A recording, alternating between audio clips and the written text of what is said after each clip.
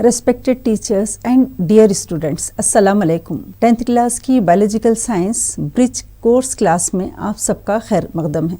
इस क्लास में हम हमारे 8वीं और 9वीं जमात में पढ़े गए असबाख में जो उन्वानात हैं खलिए, बाफ्तें, साख्त और अफ़ाल का इआदा करेंगे। ये उन्वानात आप पहले पढ़ चुके हैं, लेकिन इस ब्रिज कोर्स में हम इसको एक बार फिर सरसरी तौर पर इनका मुताला करेंगे। हमारा दिया गया उन्वान है खलिए, बाफ्तें, साख्त और अफ़ाल, cell, tissues, structure and functions. इस उन्वान के तहत हम खलियों के मुतालिक जानेंगे। खलिए क्या हैं? किसी भी जानदार की बुनियादी साख्ती और फेलियाती इकाई होते हैं। Cell is the structural and functional unit of life. इस बात से हम वाकिफ़ हैं कि खलिए बुनियादी इकाई हैं।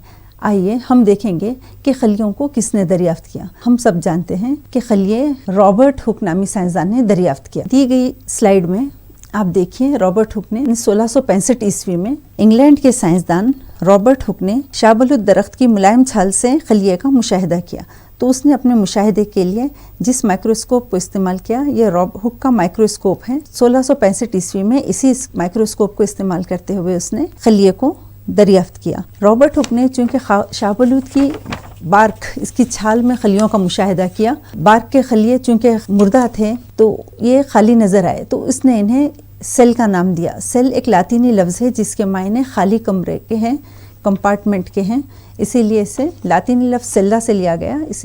इसीलिए इन खाली कहफ़ों को खलिए का नाम दिया गया। रॉबर्ट हुक ने जिन खलियों की साख्तों का मुशाहिदा किया, उसे इस तरीके से ये खाली बॉक्स नज़र आए, तो इन खाली साख्तों को इसने खलिए का नाम दिया। लातीनी ज़बान में सेल्ला के मायने खाली जगह के हैं, खाली छोटे कमरे के हैं, तो इस तरीके से इसने खलिए को दरियाफ्त किया। रॉबर्ट हुक के साथ साथ खलियों की दरियाफ्त में रॉबर्ट हुक के साथ एक दूसरे साइंसदान का भी नाम लिया जाता है जो एंटन वॉन लीवेनहॉक है।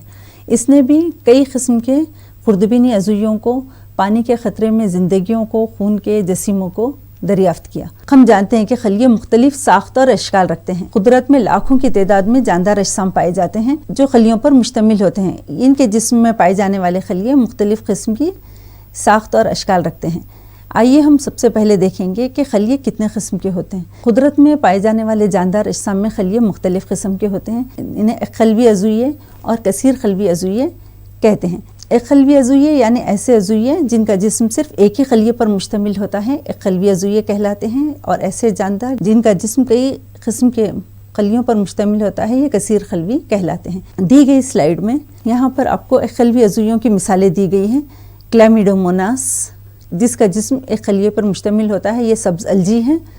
और दूसरा अमीबा जिसका जिस्म सिर्फ एक ही खलिए पर मुश्तमिल होता है। और एक खलवी अज़ुइये की एक मिसाल है ई कोलाई बैक्टीरिया। ये बैक्टीरिया के खलिए हैं जिनका जिस्म सिर्फ एक ही खलिए पर मुश्तमिल होता है। तो इस तरीके से ये तीनों अज़ुइये एक खलवी अज़ुइये यूनिसेलुलर ऑर्गेनिज़म्स हैं और इनका जिस्म सिर्फ एक ही खलिए पर मुश्तमिल होता है। इसके बरखिलाफ ऐसे जानदार अजसाम जिनका जिस्म कई खलियों पर मुश्तमिल होता है, ये कसीर खलवी अज़ुइये मल्टी सेलुलर ऑर्गेनिज़म्स कहलाते हैं, जिसकी मिसाल घास के पत्तियों के खलिए हैं। घास के पत्तियों में मौजूद खलिए, इनमें कई किस्म बहुत ज़्यादा खलिए मौजूद होते हैं, यानी एक कसीर खलवी होते हैं। तो इस तरीके से कुदरत में पाए जाने वाले जानदार अजसाम या तो एक खलवी होते हैं या कसीर खलवी। लेकिन एक खलवी जानदार अजसाम की तादाद कम है, जबकि कसीर खलवी ज़्यादातर जानदार अजसाम कसीर खलवी मल्टी सेलुलर होते हैं। तो इस तरीके से ये दो टर्मिनोलॉजी, ये दो इस्तिलाहात हैं, एक खलवी और कसीर खलवी, जिनको आप जान चुके हैं। बच्चों, हमने खलिए में तनु देखा, जानदार अजसाम एक खलवी होते हैं या कसीर खलवी। अब हम ये देखेंगे कि कसीर खलवी जानदारों में, यानी जिनका जिस्म कई किस्म के खलियों पर मुश्तमिल होता है, उनमें किस किस्म के खलिए पाए जाते हैं। इंसानी जिस्म में मौजूद मुख्तलिफ किस्म के खलियों को दिखलाया गया है।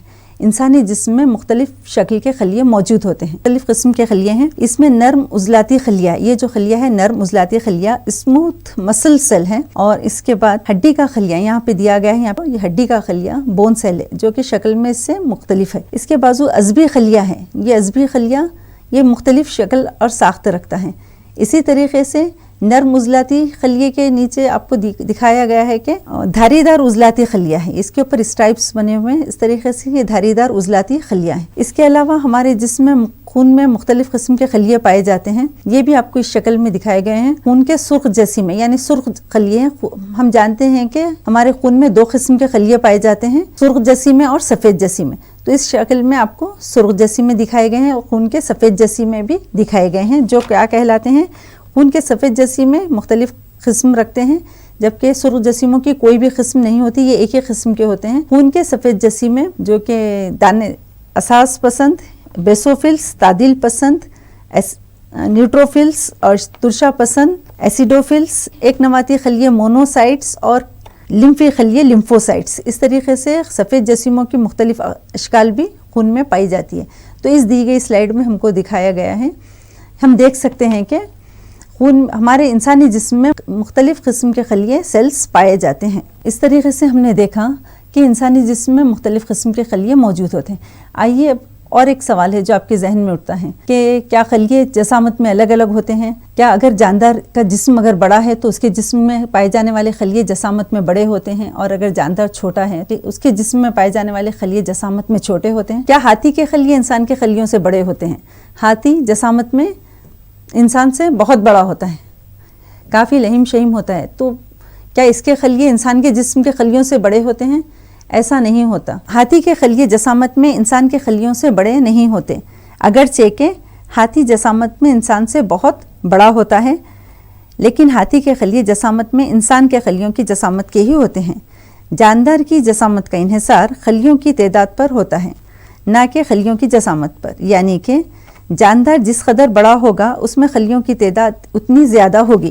ہم اب اس نتیجے پر پہنچتے ہیں کہ اگر جاندار اگر بڑی جسامت کا ہوگا تو ان میں خلیوں کی تعداد زیادہ ہوگی، نہ کہ ان کا سائز بڑا ہوگا۔ ہم جانتے ہیں کہ خلیے بہت ہی خوردبینی ہوتے ہیں، انہیں سادہ آنکھ سے دیکھا نہیں جا سکتا۔ خلیوں کی اکثریت نہایت ہی چھوٹی ہوتی ہے، خلیوں کی اکثریت اتنی چھوٹی ہوتی ہے کہ انہیں سادہ آنکھ سے نہیں دیکھا جا سکتا، انہیں صرف خوردبین کی مدد سے ہی دیکھا جا سکتا ہے۔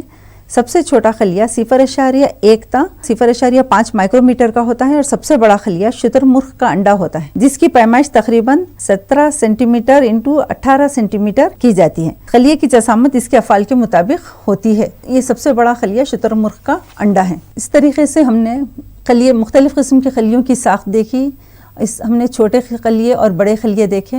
ہم نے دیکھا کہ خلیوں کی جسامت کا انحصار جاندار کی جسامت پر نہیں ہوتا۔ آئیے اب ہم آگے بڑھتے ہیں کہ خلیے کتنے قسم کے ہوتے ہیں۔ تو بچوں، ہم جانتے ہیں کہ خلیے 2 قسم کے ہوتے ہیں۔ اگر یہ حیوانات میں پائے جائیں تو انہیں حیوانی خلیے اینیمل سیل کہیں گے، اور اگر یہ نباتات پودوں میں پائے جائیں تو انہیں نباتی خلیے پلانٹ سیلز کہیں گے۔ اب آپ واقف ہو چکے ہیں کہ خلیے 2 قسم کے ہیں۔ اگر یہ جانوروں میں موجود ہیں تو یہ حیوانی خلیے ہیں، اور اگر یہ نباتات یعنی پودوں میں موجود ہیں تو یہ نباتی خلیے ہیں۔ آئیے ہم دیکھیں گے کہ کسی حیوانی خلیے میں کون کون سی عضویچے پائے جاتے ہیں۔ کہ اسکرین پر ایک تمثیلی حیوانی خلیہ موجود ہے، یعنی ایسا حیوانی خلیہ جس کو ہم مثال کے طور پر لیں گے تمثیلی حیوانی خلیہ۔ یہ کن کن عضویچوں پر مشتمل ہے؟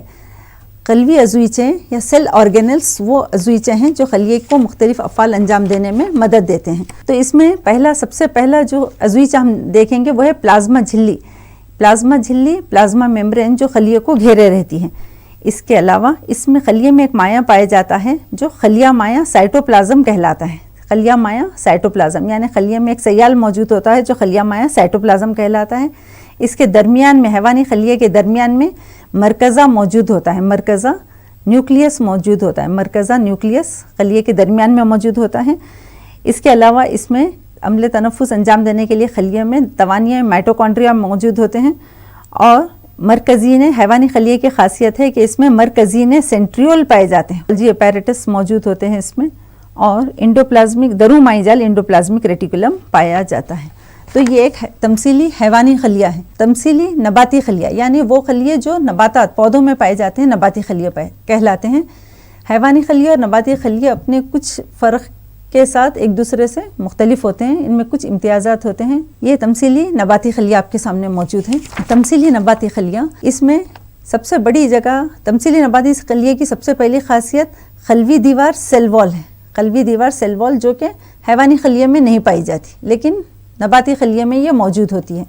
قلبی دیوار سیل وال. اس میں ایک بڑی جسامت کا درمیان میں خالیہ موجود ہوتا ہے. نباتی خلیے کی دوسری اہم پہچان شناخت ہے اور اس میں مرکزہ نیوکلیس ایک سائیڈ میں ڈھکیل دیا جاتا ہے. ایک جانب اس کو خالیہ جسامت میں بڑا ہو کر نباتی خلیے میں نیوکلیس کو ایک طرف ڈھکیل دیتا ہے. اس کے علاوہ باقی دوسرے تمام قلبی عضویچے اس میں پائے جاتے ہیں اور ایک خاص عضویچہ جو نباتی خلیے میں پایا جاتا ہے وہ پلاسٹیڈ سبزمائع کلوروپلاسٹ ہیں. یہ ہرے رنگ کے جو نظر آ رہے ہیں آپ کو سبزمائع کلوروپلاسٹ. سبزمائع کلوروپلاسٹ اور بڑی جسامت کا خالیہ یہ نباتی خلیے کی بنیادی فرق ہے، امتیازات ہے جو اس کو حیوانی خلیے سے مختلف کرتے ہیں. اس طریقے سے پلازما جھلی کے اوپر ایک قلبی دیوار یہاں پر موجود ہوتی ہے. دیگر تمام قلبی عضویچے سیل آرگینلز جیسے درو مائی جال، انڈوپلازمک ریٹیکولم، گولجی اجسام، گولجی اپیریٹس اور دوسرے مرکزہ نیوکلیس، یہ تمام خلیہ مایع، سائٹوپلازم، یہ تمام نباتی اور حیوانی خلیوں میں دونوں میں بھی موجود ہوتے ہیں. تو جو فرق ہے ان میں موجود نباتی اور حیوانی خلیے میں ہم دیکھیں گے کیا فرق ہے. یہاں پہ نباتی خلیہ اور حیوانی خلیہ قلبی دیوار موجود ہوتی ہے. نباتی خلیے میں یاد رکھ لینا ہے آپ کو کہ قلبی دیوار صرف نباتی خلیوں میں پائی جاتی ہے، قلبی دیوار حیوانی خلیے میں نہیں پائی جاتی. نباتی خلیوں میں خالیوں یعنی ویکیولز کی جسامت بڑی ہوتی ہے، جبکہ خالیے کی جسامت حیوانی خلیے میں چھوٹی ہوتی ہے. پلاسٹیڈز پائے جاتے ہیں یعنی کلوروپلاسٹ، کروموپلاسٹ، لیوکوپلاسٹ، ان کو پلاسٹیڈز کہتے ہیں جو کہ شعاعی ترکیب کا عمل انجام دیتے ہیں. کلوروپلاسٹ یہ صرف نباتی خلیے میں پائے جاتے ہیں لیکن یہ حیوانی خلیے میں موجود نہیں ہوتے. اس کے ایک چیز جو نباتی خلیے میں نہیں پائی جاتی وہ مرکزین سینٹریول سے نہیں پائے جاتے، جبکہ مرکزین حیوانی خلیوں میں پائے جاتے ہیں، موجود ہوتے ہیں. اور پانچواں اور آخری فرق دونوں میں مرکزہ خلیے کی کسی ایک جانب ہوتا ہے، یعنی خالیہ جسامت میں اتنے بڑے ہو جاتے ہیں کہ مرکزے کو کسی ایک جانب ڈھکیل دیتے ہیں، جبکہ حیوانی خلیے میں مرکزہ خلیے کے مرکزی حصے میں ہی موجود ہوتا ہے. تو اس طریقے سے 5 بنیادی فرق ہیں نباتی خلیے اور حیوانی خلیے میں جو کہ ہم کو معلوم ہونا ضروری ہے. بچوں، آپ نے نباتی خلیے اور حیوانی خلیے کے متعلق معلومات حاصل کی کہ کون سے عضویچے ہیں جو نباتی خلیے میں پائے جاتے ہیں اور کون سے عضویچے ہیں جو حیوانی خلیے میں پائے جاتے ہیں، اور ان دونوں خلیوں میں موجود فرق کو بھی آپ نے دیکھا اور آپ ان دونوں کے اشکال سے بھی واقف ہو گئے. نباتی خلیے اور حیوانی خلیے کی اب شکل سے بھی واقف ہو چکے ہیں. بچوں، اب ہم آگے بڑھتے ہیں کہ خلیے میں پائے جانے والے مختلف عضویچے کیا ہیں. ہم پڑھ چکے ہیں، ہم اسی کا اعادہ کریں گے. سب سے پہلا عضویچہ جو خلیے میں پایا جاتا ہے وہ ہے قلبی جھلی، پلازما جھلی، سیل ممبرین یا پلازما ممبرین. آئیے ہم دیکھیں گے قلبی جھلی کیا ہے. قلبی جھلی یا پلازما جھلی، دیکھیں کہ یہ جو جھلی ہے اس کے اندر موجود ہے. یہ جھلی جو خلیے کو ڈھکتی ہے، یہ جھلی جو خلیے کو مکمل محفوظ رکھتی ہے، اس کو کور کرتی ہے، پلازما جھلی کہلاتی ہے. قلبی جھلی یا پلازما جھلی حیوانی خلیے کی سب سے بیرونی جھلی ہوتی ہے. یہ نباتی خلیے میں بھی پائی جاتی ہے لیکن اس کے اوپر ایک بیرونی جانب قلبی دیوار موجود ہوتی ہے، یعنی یہ نباتی خلیے کے اوپر یہ قلبی دیوار ایسی موجود ہوتی ہے جو کہ حیوانی خلیے میں موجود نہیں ہوتی. قلبی جھلی یا پلازما جھلی کی ساخت کا مشاہدہ صرف الیکٹران خوردبین سے ہی کیا جا سکتا ہے، اسے سادہ آنکھ سے یا سادہ خوردبین سے ہم نہیں دیکھ سکتے. قلبی جھلی لچکدار ہوتی ہے اور چربیوں اور پروٹین کی بنی ہوتی ہے، یعنی یہ جس اجزاء سے بنی ہوئی ہے وہ پروٹین اور چربیاں ہیں، لپڈس کی بنی ہوتی ہے. خلیے میں کسی بھی شے کا داخلہ اور اخراج اسی جھلی کے ذریعے انجام پاتا ہے، یعنی یہ جو جھلی ہے اسی کے ذریعے خلیے میں اجزاء اندر داخل ہوتے ہیں اور اس میں سے باہر نکلتے ہیں. اس جھلی کی منفرد خصوصیت یہ ہے کہ یہ ہر شے کو اپنے اندر سے گزرنے نہیں دیتی. قلبی جھلی کے ذریعے اشیاء کا تبادلہ بہت انتخاباً ہوتا ہے، یعنی بہت ہی منتخب اجزاء کو ہی اپنے اندر سے گزرنے دیتی ہے، اس لیے اس کو انتخاباً صلاحیت پذیر جھلی کہتے ہیں، یعنی سلیکٹیولی پرمیبل ممبرین اسے کہتے ہیں. یہ جھلی خلیے اور بیرونی ماحول کے درمیان اشیاء کے تبادلے پر قابو رکھتی ہے. نباتی خلیوں میں پلازما جھلی کے اوپر، پلازما جھلی نباتی اور حیوانی دونوں خلیوں میں پائی جاتی ہے، لیکن نباتی خلیوں میں پلازما جھلی کے اوپر ایک اور دیوار موجود ہوتی ہے جو سیل وال کہلاتی ہے. قلبی دیوار سیل وال کہلاتی ہے جو نباتی خلیوں کی منفرد خاصیت ہے. خلیے کا دوسرا اہم عضویچہ ہے مرکزہ نیوکلیس. خلیے کے اس عضویچے کو رابرٹ براؤن نے 1831 میں دریافت کیا. بچوں، یہ خلیے کا کنٹرول روم ہوتا ہے، یعنی یہاں سے خلیے کے مکمل افعال کو کنٹرول کیا جاتا ہے. تو آئیے ہم دیکھیں گے کہ مرکزہ کیا ہے. رابرٹ براؤن نے، یہ سائنسدان ہے رابرٹ براؤن، اس نے 1831 میں مرکز نیوکلیس کو دریافت کیا. یہ خلیے کا بہت ہی اہم عضویچہ مرکزہ جو ہے خلیے کا بہت ہی اہم عضویچہ، یہ مکمل مرکزہ ہے، اس کو خلیے کا کنٹرول روم کہا جاتا ہے۔ خلیے کے تمام عضویچوں میں سب سے بڑا ہوتا ہے اور منفرد مقام رکھتا ہے، اس کی جسامت تمام عضویچوں کے مقابلے میں بڑی ہوتی ہے اور اس کی منفرد حیثیت ہوتی ہے۔ مرکزہ خلیے کے تمام افعال پر قابو رکھتا ہے اور عضویے کی خصوصیات کا تعین کرتا ہے۔ اس کا سب سے اہم کام خلیے کے افعال کو کنٹرول کرنا ہے، تمام دوسرے عضویچوں کو کنٹرول کرنا ہے۔ مرکزہ جینیاتی اطلاعات جینیٹک انفارمیشن کا حامل ہوتا ہے اور خلیے کے تمام جینیاتی مادے مرکزے میں پائے جاتے ہیں۔ تو مرکزے کے اندر یہ جو باریک آپ کو دھاگا نما ساختیں نظر آ رہے، یہ تھریڈ لائک اسٹرکچر کروموزومس ہے جو جینیاتی اطلاعات رکھتے ہیں۔ ایک جھلی مرکزے کو گھیرے رہتی ہے، ابھی ایک جھلی آپ کو نظر آ رہی جو مرکزے کو گھیری ہوئی ہے، ایک جھلی مرکزے کو گھیرے رہتی ہے، اسے خلیہ مائع کے اجزاء سے علیحدہ کرتی ہے، یہ خلیہ مائع کے اجزاء سے بھی علیحدہ کرتی ہے، جو یہ جھلی نواتی جھلی کہلاتی ہے۔ مرکزی جھلی بھی اور نواتی جھلی بھی کہتے ہیں، نیوکلیئر میمبرین، اور اس کے اندر جو مائع پایا جاتا ہے اسے نوات مائع نیوکلیوپلازم کہا جاتا ہے۔ اس کے اندر ایک حصہ نظر آتا ہے جو مرکزیچہ کہلاتا ہے، نیوکلیولس کہلاتا ہے۔ تو اس طریقے سے قلبی تقسیم سیل ڈویژن میں بھی اہم رول ادا کرتا ہے۔ تو اس طریقے سے مرکزہ تمام خلیے کے افعال پر قابو رکھتا ہے۔ خلیے میں مرکزہ ہم نے دیکھا پلازما جھلی، اور ہم نے دیکھا پلازما جھلی جو خلیے کو گھیرے رہتی ہے، اس کے علاوہ ہم نے مرکزہ دیکھا۔ جھلیوں کا ایک جال پایا جاتا ہے، جب ہم خلیے کی ساخت دیکھتے ہیں تو اس میں جھلیوں کا ایک جال پایا جاتا ہے جو درومائی جال انڈوپلازمک ریٹیکولم کہلاتا ہے۔ آئیے ہم دیکھیں گے کہ اس کی ساخت کیسی ہوتی ہے۔ درومائی جال، اسے درومائیاتی جال یا درومائی جال انڈوپلازمک ریٹیکولم کہتے ہیں۔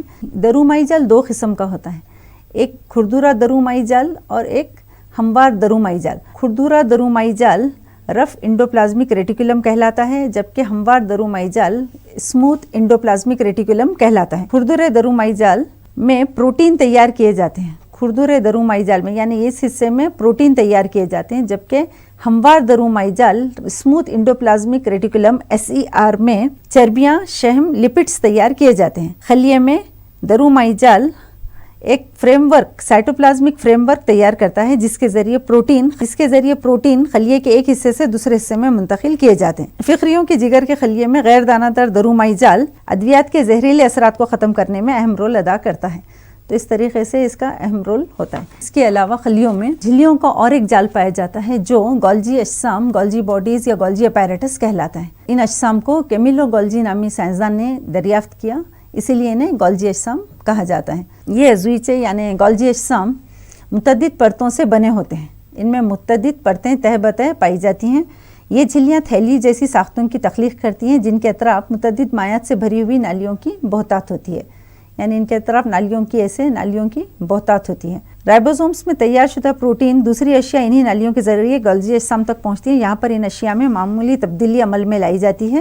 گولجی اجسام کا اہم کام منتقلی سے قبل متعدد اشیاء کو یکجا پیکج کرنا ہوتا ہے، یعنی یہ پروٹین اور چربیوں کو پیکج کرنے کا کام کرتے ہیں۔ یہاں سے یہ اشیاء قلبی جھلی یا پھر دوسرے عضویے جیسے لائسوزومس کو بھیجی جاتی ہے۔ گولجی اجسام کی تعداد مختلف خلیوں میں مختلف ہوتی ہے۔ خلیے میں اور دوسرے عضویچے بھی پائے جاتے ہیں جیسے تحلیلی اجسام لائسوزومس۔ تحلیلی اجسام لائسوزومس کا کام خلیے میں تیار ہونے والے ناکارہ مادوں کو ہضم کرنا ہوتا ہے۔ اس طریقے سے تحلیلی اجسام یہ ہاضمے کا کام انجام دیتے ہیں۔ تحلیلی اجسام لائسوزومس کروی شکل کی گول گول ساختیں ہوتی ہیں، چھوٹی چھوٹی۔ تحلیلی اجسام ائتلافی خامیرے ڈسٹرکٹیو انزائمز پر مشتمل ہوتے ہیں۔ یہ ائتلافی خامیرے عام طور پر خلیے کے دوسرے حصوں میں سے ربط میں نہیں آتے، یعنی یہ ان کیسوں میں بند ہوتے ہیں، ربط میں نہیں آتے۔ خلیے کے اندر وہ مادے جنہیں تباہ کرنے کی ضرورت ہوتی ہے یعنی ضائع کرنا ہوتا ہے، تحلیلی اجسام لائسوزومس کو منتقل کر دیے جاتے ہیں، یعنی خلیے سے تمام بیکار مادے ان لائسوزومس کو منتقل کر دیے جاتے ہیں، پھر تحلیلی اجسام انہیں ہضم کر لیتے ہیں۔ بعض اوقات تحلیلی اجسام پھٹ جاتے ہیں جس سے ان میں موجود ائتلافی خامیرے کا افراز ہوتا ہے جو خلیے کو ہضم کر لیتا ہے۔ اسی وجہ سے تحلیلی اجسام کو خلیے کا کیسے خودکشی suicidal bags of the cells بھی کہتے ہیں۔ خلیہ ایک جاندار ہے، یعنی اسے بھی تنفس سانس لینے کی ضرورت ہوتی ہے، تو خلیے میں عمل تنفس کو انجام دینے کے لیے مخصوص عضویچہ پایا جاتا ہے جو توانیہ مائٹوکونڈریا کہلاتا ہے۔ اس کو زندہ رہنے کے لیے عمل تنفس کے ذریعے توانائی فراہم کرتا ہے۔ توانیہ مائٹوکونڈریا انتہائی چھوٹے کروی یا استوانی عضویچے ہوتے ہیں، انتہائی چھوٹے ہوتے ہیں اور کروی یا استوانی عضویچے ہوتے ہیں۔ یہ مرکزے سے تقریباً 150 گنا چھوٹے ہوتے ہیں۔ ہر خلیے میں ان کی تعداد 100 تا 150 ہوتی ہے۔ توانیہ دو پرتوں پر مشتمل ہوتے ہیں۔ ان کی بیرونی جھلی مسطح اسموتھ ہوتی ہے جبکہ اندرونی جھلی اندر کی جانب مڑتے ہوئے فولڈز تیار کرتی ہے۔ ان فولڈز کو کرسٹے کہتے ہیں، کرسٹے عرفے اردو میں حرف کرسٹے کہتے ہیں. ان کے اندر ایک مایع پایا جاتا ہے جو خالب میٹرکس کہلاتا ہے. خالب میٹرکس کہلاتا ہے. یہ خالب میٹرکس اس کے اندرونی شکنوں کے اندر موجود ہوتا ہے. مائٹوکونڈریا خلیے میں خلوی تنفس کے ذمہ دار ہوتے ہیں. خلوی تنفس وہ عمل ہے جس میں مختلف افعال کی انجام دہی کے لیے توانائی حاصل کرتا ہے. اسی وجہ سے چونکہ مائٹوکونڈریا عمل تنفس کے ذریعے خلیوں کو توانائی مہیا کرتے ہیں، اسی لیے انہیں خلیے کا توانائی گھر power house of the cells کہتے ہیں. مائٹوکونڈریا کے علاوہ خلیے میں دوسرے عضویچے جو پائے جاتے ہیں رائبوزومس ہے، جو چھوٹی دانہ دار ساختیں ہیں. ہم دیکھیں گے رائبوزومس کھردرے درومائی جال پر آپ کو یہ باریک باریک جو ساختیں نظر آ رہی ہیں، باریک باریک دانہ دار، یہی رائبوزومس ہیں. سیاہ رنگ کے جو چھوٹے دانے نظر آ رہے ہیں رائبوزومس ہیں. خلیے میں ننھی دانہ دار ساختیں پائی جاتی ہیں جنہیں رائبوزومس کہتے ہیں. رائبوزومس کو کھردرے درومائی جال پر دیکھا جاتا ہے. نباتی خلیوں کی اور ایک خاصیت ان میں موجود پلاسٹیڈس ہیں. پلاسٹیڈس یہ رنگین مادوں پر مشتمل ہوتے ہیں جو پودوں کو مختلف رنگ دیتے ہیں. پودوں میں موجود پھلوں کو، پھولوں کو اور پتوں میں مختلف رنگوں کے ذمہ دار ہوتے ہیں. آئیے ہم دیکھیں گے پلاسٹیڈس کیا ہیں. اس طریقے سے پودوں میں مختلف قسم کے پلاسٹیڈس موجود ہوتے ہیں جو مختلف رنگوں کے لیے ذمہ دار ہوتے ہیں. تو ہرے رنگ کے جو سبز پلاسٹیڈس ہیں یہ کلوروپلاسٹ کہلاتے ہیں، جبکہ پلاسٹیڈس دو قسم کے ہوتے ہیں، لیکوپلاسٹ اور کروموپلاسٹ. تو لیکوپلاسٹ سفید رنگ کے ہوتے ہیں، جب کروموپلاسٹ رنگین ہوتے ہیں جن میں ہرے رنگ کے کلوروپلاسٹ موجود ہوتے ہیں. یہ کلوروپلاسٹ ہیں جو آپ کو دکھایا گیا ہے. کلوروپلاسٹ کا سب سے اہم کام، یہ شعاعی ترکیب کے مقامات ہوتے ہیں، ان کا سب سے اہم کام ہے سورج کی توانائی کو جذب کرنا اور اسے شمسی توانائی کو کیمیائی توانائی میں تبدیل کرنا. کلوروپلاسٹ کا سب سے اہم کام سورج کی توانائی کو حاصل کر کے کیمیائی توانائی میں تبدیل کرنا ہے. اس طرح سے یہ شعاعی ترکیب کے عمل میں مدد دیتے ہیں. ان کا سب سے اہم کام فوٹو سنتھیسس کے عمل کو انجام دینا ہے، جس کے ذریعے پودے اپنی غذا تیار کرتے ہیں. پودوں کی غذا ہم جانتے ہیں کیا ہے، نشاستہ. تو اس شعاعی ترکیب کے عمل کے ذریعے پودے نشاستہ تیار کرتے ہیں. خالیے ویکیولز پودوں میں پائی جانے والی اور ایک خاصیت ہے جو یہ دونوں نباتی اور حیوانی خلیے دونوں میں پائے جاتے ہیں. خالیے ویکیولز نباتی اور حیوانی خلیے دونوں میں موجود ہوتے ہیں، لیکن نباتی خلیوں میں ان کی جسامت بڑی ہوتی ہے جبکہ حیوانی خلیوں میں یہ جسامت میں چھوٹے ہوتے ہیں. دونوں خلیوں میں موجود ہوتے ہیں. خلیوں میں نظر آنے والی بڑی خالی جگہ خالیے ویکیولز ہیں. اس میں جو نظر آ رہے ہیں، یہ جو نظر آ رہی ہے خالی جگہ یہ ویکیول ہے، اور یہاں پہ حیوانی خلیوں میں بھی موجود ہے ویکیول، لیکن یہ جسامت میں نباتی خلیے میں بڑا ہے جبکہ حیوانی خلیے میں یہ چھوٹے ہوتے ہیں. خلیے میں نظر آنے والی بڑی خالی جگہ خالیے ویکیولز ہیں. یہ سیال سے بھری کیسے جیسی ساختیں ہیں، یہ سیکس جیسی ساختیں ہیں، سیک لائک اسٹرکچر ہیں. خالیے ویکیولز حیوانی خلیوں میں چھوٹے ہوتے ہیں جبکہ نباتی خلیوں میں ان کی جسامت بڑی ہوتی ہے. پختہ نباتی خلیوں میں یہ خلیے کی مکمل خالی جگہ کو گھیر لیتے ہیں. خالیے ٹھوس یا مائعات کو ذخیرہ کرنے والی تھیلیاں. یہ جو خالیے یہ ٹھوس یا مائعات کو ذخیرہ کرتے ہیں. ایک عام سوال جو عام طور پر ذہن میں ابھرتا ہے وہ یہ ہے کیا خلیے چپٹے ہوتے ہیں یا دو عبادی ہوتے ہیں؟ لیکن خلیے چپٹے نہیں ہوتے بلکہ یہ سہ عبادی ہوتے ہیں. خلیے سہ عبادی یعنی 3 ڈائمنشنل ہوتے ہیں. جب خلیے چپٹے فلیٹ نہیں ہوتے بلکہ یہ سہ عبادی 3 ڈائمنشنل ہوتے ہیں، یعنی لمبائی، چوڑائی اور موٹائی رکھتے ہیں. اگر خلیے کی ساخت کا مشاہدہ کرتے وقت خوردبین میں نقطہ ماس کا فوکس کو ہلکا سا تبدیل کر دیں تو اس کے نقطہ ماسکہ کو تبدیل کر دیں تو ہم خلیے کی لمبائی اور چوڑائی کے ساتھ ساتھ اس کی موٹائی کا بھی مشاہدہ کر سکتے ہیں. خلیے چپٹے نہیں ہوتے بلکہ یہ سہ عبادی 3 ڈائمنشنل ہوتے ہیں. خلیے سیلز کا وجود کیا ہے، یہ کہاں سے آتے ہیں؟ خلیے تقسیم ہوتے ہیں اور پہلے سے موجود خلیوں کی تقسیم سے نئے خلیے تشکیل پاتے ہیں. یعنی خلیوں میں تقسیم ہونے کا عمل جاری رہتا ہے، یہ خلیے تقسیم سے گزرتے ہیں اور پہلے سے موجود خلیے تقسیم ہو کر نئے خلیے تشکیل دیتے ہیں. خلوی نظریہ سیل تھیوری بیان کرتا ہے کہ تمام زندہ عضویے خلیوں سے بنے ہیں اور تمام نئے خلیے پہلے سے موجود خلیوں سے تشکیل پاتے ہیں. تمام جاندار اجسام خلیوں پر مشتمل ہوتے ہیں اور خلیے آپس میں تشکیل دے کر بافتیں تیار کرتی ہیں. یعنی ایک جیسے ساخت اور افعال انجام دینے والے خلیوں کے مجموعے کو بافتیں ٹیشوز کہتے ہیں.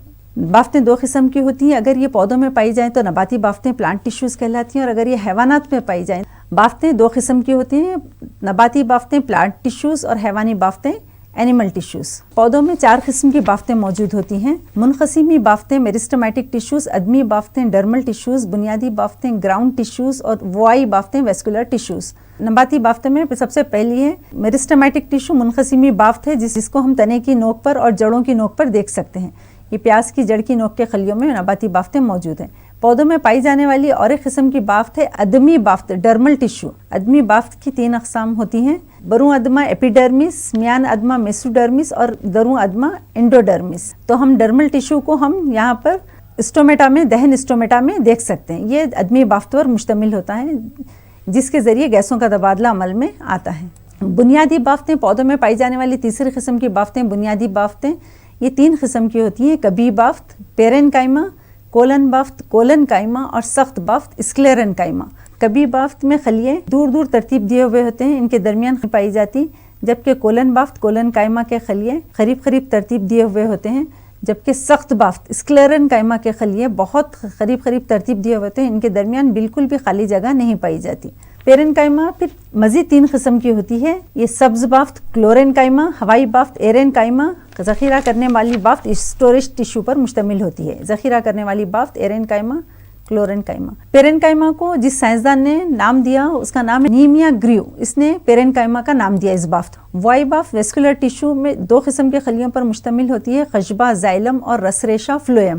زائلم کا کام جڑوں سے پانی اور نمکیات کو، معدنیات کو جذب کرنا اور پتوں اور سبز پودے کے سبز حصوں تک پہنچانا ہے، جبکہ رس ریشہ فلوئم کا کام تیار غذا کو پودے کے مختلف حصوں تک پہنچانا ہے۔ تو اس طریقے سے وائی بافت کو ہم اس شکل میں دیکھ سکتے ہیں، خشبہ زائلم اور رس ریشہ فلوئم، یہ وائی ہضمہ ہیں، ویسکولر بنڈل ہیں۔ تو اس طریقے سے خشبہ اور رس ریشہ مختلف قسم کے بافتوں پر، خلیوں پر مشتمل ہوتے ہیں۔ حیوانات میں پائی جانے والی بافتوں کا حیوانی بافتیں اینیمل ٹیشوز کہتے ہیں، جو 4 قسم کے بافتوں پر مشتمل ہوتے ہیں، سرحلمی بافت، ایپیتھیلیل ٹیشو، اتصالی بافت، کنیکٹیو ٹیشو، عضلاتی بافت، مسکولر ٹیشو اور عصبی بافت، نروس ٹیشو۔ سرحلمی بافت ایپیتھیلیل ٹیشو 5 قسم کے بافتوں پر مشتمل ہوتی ہے، سادہ چوکوری سرحلمی بافت، اسکویمس ایپیتھیلیم، نمبر 2 طبقاتی چوکوری سرحلمی بافت، اسٹریٹیفائڈ ایپیتھیلیم، نمبر 3 مکعبی سرحلمی بافت، کیوبوئڈل ایپیتھیلیم، نمبر 4 استوانی سرحلمی بافت، کولمنار ایپیتھیلیم، نمبر 5 غدودی سرحلمی بافت، گلینڈیولر ایپیتھیلیم۔ اس طریقے سے یہ 4 قسم کی سادہ چوکری سرحلمی بافت اور سرحلمی بافت کی مختلف دیکھ سکتے ہیں۔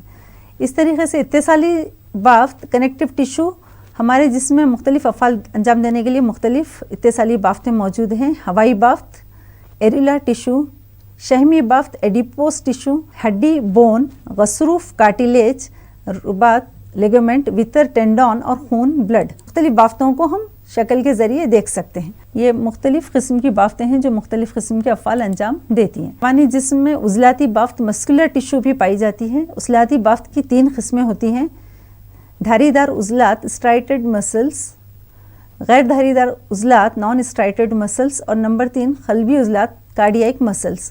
تو چونکہ ان عضلات پر دھاریاں پائی جاتی ہیں اس لیے انہیں دھاری دار عضلات کہتے ہیں، اور دوسرے قسم کے عضلات پر دھاریاں نہیں پائی جاتی اس لیے انہیں غیر دھاری دار عضلات کہتے ہیں، جبکہ قلبی عضلات ان پر دھاریاں ہوتی ہیں لیکن یہ کام غیر دھاری دار عضلات کی طرح کرتے ہیں۔ حیوانوں میں پائی جانے والی آخری قسم کی بافت عصبی بافت، نروس ٹیشو ہے۔